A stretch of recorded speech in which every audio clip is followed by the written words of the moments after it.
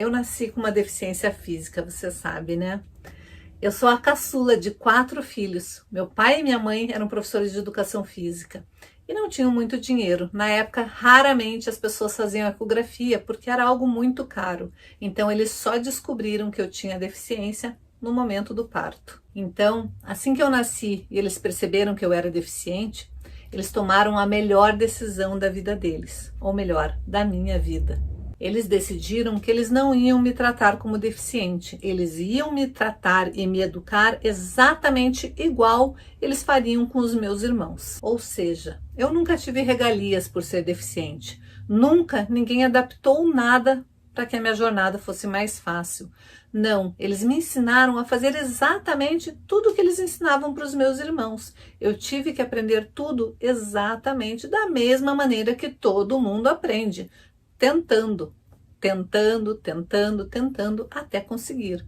Eu fui aprendendo a adaptar as coisas para minha realidade, mas eu nunca me achei ou me senti deficiente. Eu achava que às vezes eu não conseguia fazer alguma coisa porque eu ainda não estava apta a aprender. E isso é a base do meu método. Eu me lembro muito bem quando eu comecei a aprender a amarrar os sapatos. Eu lembro que eu achava difícil. Mas eu não achava que era difícil por causa da minha deficiência. Eu achava que era difícil porque eu era nova demais. Eu sempre tive os meus irmãos mais velhos, então eu via eles fazendo as coisas e eu queria fazer igual, como toda irmã caçula gosta de imitar os mais velhos. Então eu via meus irmãos e minha irmã amarrando o sapato e eu fiquei tentando, até que um dia eu aprendi a amarrar os sapatos sozinha. Gozado, não sei nem porque eu lembrei agora disso, mas eu me lembro da minha alegria quando finalmente eu consegui amarrar meu sapato. Eu lembro que na mesma hora eu amarrei e desamarrei porque eu queria fazer de novo. E fui correndo mostrar para minha mãe. E sabe o que é o mais legal de tudo isso? É que uma vez que você aprende, você não desaprende mais. E eu achei isso fenomenal. Eu não pensei 2 vezes, eu amarrei a primeira vez e eu já desamarrei. Porque eu sabia que eu ia conseguir fazer de novo. Eu tinha aprendido, eu tinha seguido um método, eu tinha seguido um passo a passo, mas eu tinha um método, teve todo um treinamento antes de eu seguir todas as etapas para executar. E é por isso que eu falo que o passo a passo sozinho não adianta em nada se você não for lá e não colocar em prática e não seguir um método, etapa por etapa. Daí sim o passo a passo funciona. Mas uma vez que você aprende, você nunca mais desaprende. E olha que incrível, eu sei amarrar sapato até hoje. Uma vez que você aprende, você não desaprende. E você deve estar aí se perguntando exatamente por que eu tô te contando essa história, né? O que tem a ver amarrar sapato com aprender a quiltar? Gente, tem tudo. Tem tudo a ver. Primeiro exercício que eu quero que você faça para descobrir quais são os seus obstáculos, o que está te travando, é descobrir quais são os seus medos. O que está te impedindo realmente de quiltar? Então eu quero que você pegue o seu caderninho e liste de 3 a 5 coisas que você acha difícil no quilting. Porque nós vamos analisar uma por uma para tentar destravar e fazer com que você mude essa sua maneira de pensar em relação ao quilting. Você imagine só, se toda vez que eu tivesse tentado amarrar o sapato, a minha mãe tivesse visto a dificuldade que eu estava tendo e fosse correndo lá e fizesse o lacinho do meu sapato por mim. Se ela tivesse feito isso, provavelmente hoje eu seria uma mulher de 50 anos que não sabe fazer lacinho no sapato ainda, né? Mas não, eles tomaram essa atitude de deixar eu tentar fazer sozinha. E é isso que eu quero que você tome hoje. Você é a responsável pelo seu destino. Você é a responsável pelo seu sucesso. Você é a responsável pelo seu quilting.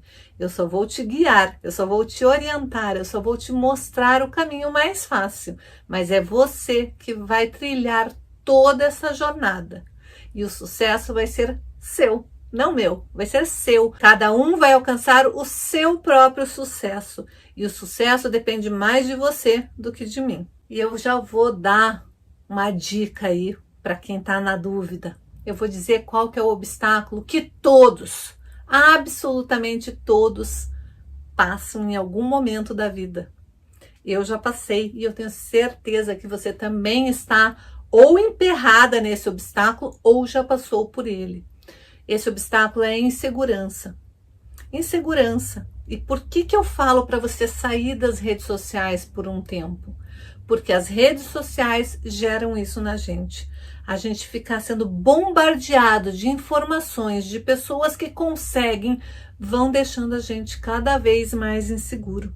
Cada vez com aquele sentimento de todo mundo consegue, por que eu não consigo? Então, a insegurança é um obstáculo muito grande mesmo. E se a gente deixar a insegurança crescer, ela vira um monstro, um bicho de 7 cabeças, e daí cada vez fica mais difícil da gente conseguir tirar ela do nosso caminho. Quando a gente está começando a aprender a costura criativa, as peças de patchwork, a gente logo de cara se depara com a seguinte informação: você precisa aprender também o quilting. Só que normalmente, da maneira que é falado pra gente não, aprende antes isso, porque o quilting é difícil. Não, primeiro você domina toda a costura criativa e o patchwork, porque o quilting é muito complicado, precisa de anos de prática. Você precisa de régua, você precisa de pezinho especial, você precisa de uma máquina mais potente, você precisa disso. É um monte de coisa, é um monte de regras que as pessoas falam. E elas só falam porque, na verdade, no fundo, elas também não dominam o quilting. Então, elas fazem o quilting parecer algo inatingível, um bicho de 7 cabeças de fato. E quando elas falam isso pra gente, a gente já fica pensando que realmente o quilting é tudo isso. É esse bicho de 7 cabeças. A gente já começa a ficar inseguro. A gente está aprendendo ainda a costura criativa, a gente está aprendendo o patchwork, mas meu Deus, daí depois eu vou ter que aprender o quilting. Mas você não precisa acreditar nas inseguranças de quem te ensinou logo de cara o patchwork ou a costura criativa.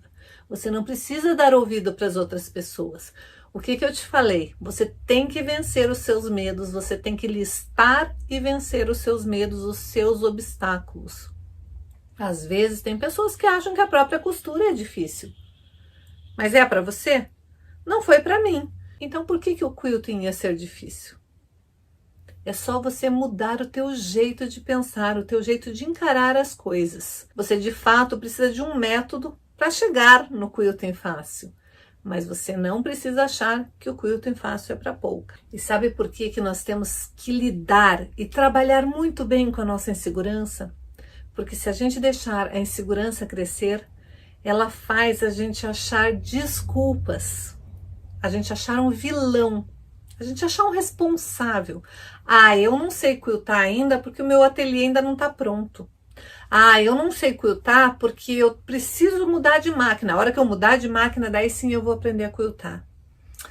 Sabe por que eu não quilto ainda? Porque eu não comprei o tecido X, a linha tal, a agulha tal. A gente fica achando desculpas. A gente fica pondo um nome para as nossas inseguranças. A nossa insegurança é a máquina que não é tão boa, é o ateliê que não é tão bonito, é o tecido que não era apropriado, é a linha que não era apropriada, é a agulha que não era apropriada, eu não tenho régua, não tenho isso, não tenho aquilo. A gente fica achando um monte de desculpas. Mas, na verdade, a desculpa é uma só. A gente está inseguro, a gente tem medo.